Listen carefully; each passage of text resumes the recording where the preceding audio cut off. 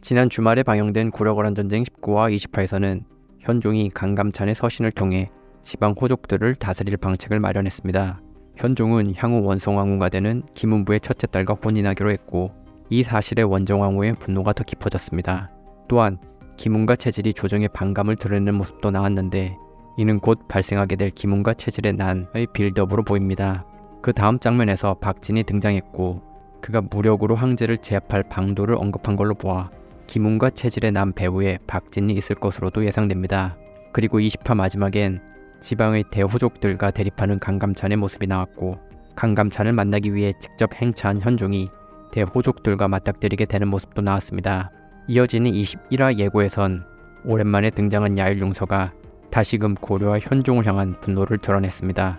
이러한 장면들만 나열해봐도 현재 현종과 고려의 상황이 말 그대로 총체적 난국으로 보입니다. 안녕하세요. 드라마 속 장면을 분석하는 투신입니다. 오늘은 드라마 고려거란 전쟁 20화와 21화 예고 속 장면들을 통해 앞으로 현종과 강감찬이 어떻게 고려의 위기를 극복할 수 있을지 살펴보려 합니다. 첫 번째로 살펴볼 장면은 20화 마지막에 나왔던 현종과 대호족들 간의 대립 장면입니다. 두 번째로 살펴볼 장면은 김운과 체질의 서름, 그리고 박진의 계략이 드러난 장면입니다. 세 번째로 살펴볼 장면은 21화 예고 속에서 나온 야율용서의 분노와 거란으로 향하려는 김은부의 장면입니다. 먼저 현종과 대호족들의 대립 장면부터 살펴보겠습니다.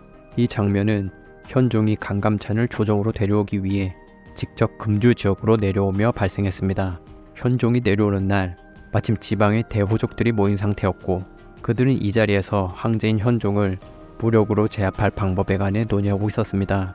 21화 예고에서 현종은 대호족들에게 칼을 겨누며 그들이 아무리 쫓아내도 나는 안무사를 다시 파견할 것이오 라는 말을 전했습니다. 이로써 현종과 대호족들의 대립이 본격적으로 시작된 듯합니다. 그리고 이들의 대립은 김운과 체질의 서름, 그리고 박진의 계략이 드러난 장면과도 연결됩니다. 체질은 무관들이 목숨을 걸고 싸운 덕에 나라가 돌아가는 것인데 황제와 재상들은 은혜도 모르고 자신들을 무시한다 라며 불만을 토로합니다. 김운은 체질의 불만을 누그러뜨리지만 눈앞에 탁사정이 나타나자 눈빛이 매섭게 변했습니다. 실제 역사에서 두 인물은 자신들을 향한 연이은 푸대접의 회의감을 품고 결국 무신들이 정권을 잡자는 계획을 세웁니다. 이를 김운과 체질의 난이라 부르는데, 이는 약 55년 뒤에 일어나는 무신정변의 프리퀄이라고 여겨지기도 합니다. 어쨌든 이때 김운과 체질은 항부유의와 장현루 등의 문관들을 포박하고 현종을 협박해 궁 밖으로 내쫓습니다. 이어서 6품 이상의 무관들 전부에게 문관직을 겸하게 하며 조정을 완전히 장악합니다. 실제 역사에서 이는 무신들이 주도한 쿠데타였습니다. 하지만 드라마에선 김운과 체질, 그리고 박진과 대호족들이 합세한 쿠데타로 그려질 듯합니다. 즉 실제 역사 속 김운과 체질의 난이 드라마상에서는 김운과 체질, 그리고 호족 세력의 난으로 통합되어 표현될 것 같습니다. 그래서 이 장면들이 곧 등장하게 될 대규모 쿠데타의 초석이라고 예상해 볼 수 있습니다. 실제 역사에서 김운과 체질의 난이 발생했을 때 현종은 이자림이라는 신하의 계책을 받게 됩니다. 이 계책으로 현종은 쿠데타를 주도한 무신들에게 먼저 손을 내밀며 연회를 베풀어주고, 그 연회 자리에서 김운과 체질을 비롯한 술에 취한 장군들을 모조리 살해합니다. 이렇게 4개월간의 김운과 체질의 난은 허무하게 막을 내립니다. 이러한 역사적 사실이 드라마에서도 어느 정도 반영될 것 같습니다. 단 이자림의 역할이 강감찬에게로 옮겨가며 이자림의 계책이 아닌 강감찬의 계책으로 변경될 듯합니다. 현종이 연회를 베푸는 것 또한 김운과 체질, 그리고 호족 세력이 자기들끼리 연회를 벌이는 것으로 바뀌게 될 것 같습니다. 그리고 그들의 연회가 벌어지는 사이에 지체문을 비롯한 현종의 장수들이 술에 취한 무신들과 호족들을 제압할 것으로 보입니다. 하지만 현재 드라마상에서의 현종 캐릭터로 봤을 때 반역을 행한 장수들을 죽이기보다 유배 보내는 선으로 정리할 듯합니다. 호족 세력들도 그들을 벌하는 것이 아닌 앞으로 그들과의 관계를 공고해야 할 것 같습니다. 이렇게 쿠데타를 주도한 자들을 강하게 벌할 수 없는 이유가 바로 야율용서의 분노와 거란으로 향하려는 김은부의 장면 속에 있습니다. 21화 예고에서 등장한 야율용서는 현종과 고려를 향해 이런 말을 전합니다. 너희는 처음부터 약속을 지킬 생각이 없었던 것이다. 이제 그 대가를 치를 것이다. 이렇듯 야율용서는 고려의 재침을 본격적으로 준비할 것입니다. 하지만 고려는 현재 현종과 호족들의 대결로 거란의 재침을 막아낼 여력이 없는 상황입니다. 그래서 어떻게든 거란의 재침을 미뤄야만 합니다. 그러기 위해서 할 수 있는 건 다시 한번 사신을 보내 야율용서에게 친조를 구하며 시간을 버는 방법뿐입니다. 그럼에도 현종의 입장에선 또다시 거란으로 사신을 보낼 수 없는 노릇입니다.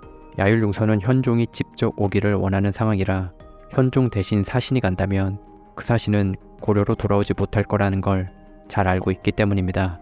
그런데 그때 김문부가 자신이 가겠다는 의중을 드러낸 겁니다. 20이라 예고에서 김문부는 현종에게 소신이 가겠사옵니다. 그래도 시도는 해봐야 합니다. 라는 말을 전했습니다. 이 말에 현종은 서러운 눈물을 쏟아냅니다. 실제 역사에서 김문부는 야율용서의 생일 축하 사신단으로 거란으로 향하게 됩니다. 그런데 고려로 돌아오는 길에 거란의 술책으로 여진족에게 붙잡히며 몇 개월간 억류를 당합니다. 다행히 김문부는 탈출에 성공하고 다시 고려로 돌아와 탄탄한 출세길을 맞습니다. 하지만 드라마에선 역사와 다르게 진행될 것 같습니다. 아마도 김문부는 야율용서를 만나 거란의 재침을 어느 정도 늦추는 데는 성공하지만 결국 거란군에 의해 목숨을 잃으며 고려로 돌아오지 못할 것 같습니다. 김문부의 사망 소식은 김문과 체질 그리고 호족 세력의 난이 정리된 뒤에 고려로 전해질 것 같습니다. 이 소식에 어수선하던 조정과 호족들이 각성하며 고려 전체의 결속력이 높아질 듯합니다. 이때부터 현종은 강감찬을 상원수로 임명하고 3차 고려-거란 전쟁을 대비하게 될 것으로 보입니다. 다시 정리해보면 앞으로 김문과 체질 그리고 호족 세력이 연합한 쿠데타가 벌어질 것이고 이는 강감찬이 계책을 세우며 막아낼 겁니다. 한편 야율용서는 현종이 직접 찾아오지 않는 점에 반감을 드러내며 당장 재침을 준비하지만 이는 김문부의 술책으로 어느 정도 늦춰지게 될 겁니다. 그리고 얼마 뒤 김문부의 사망 소식이 전해지며 어수선하던 고려의 조정과 지방 호족들 그리고 백성들이 하나로 단합하게 될 것으로 보입니다. 이때부터 현종은 고려의 힘을 하나로 끌어모아 3차 고려-거란 전쟁을 준비할 듯합니다. 이 드라마는 총 32부작입니다. 그러니 앞으로 12화가 남은 상황입니다. 드라마의 최대 하이라이트인 기주대첩 시퀀스가 마지막 4화 정도 표현된다고 봤을 때 앞으로 진행될 8화 안에 앞서 언급한 내용들이 다 담겨야 합니다. 그러니 금주에 방영되는 21화부터는 이전보다 더 빠르고 임팩트 있는 전개가 예상됩니다. 전개가 빠르고 임팩트 있는 만큼 시청률과 화제성도 급상승하게 될 것이라고 기대해봅니다. 오늘은 20화와 21화 예고 속 장면들을 통해 앞으로 현종과 강감찬이 어떻게 고려의 위기를 극복할 수 있을지에 관해 살펴봤습니다. 오늘의 영상은 여기서 마치겠습니다. 영상이 유익하셨다면 구독, 좋아요 한 번씩 부탁드리겠습니다. 끝까지 시청해주셔서 감사합니다. 지금까지 투신이었습니다.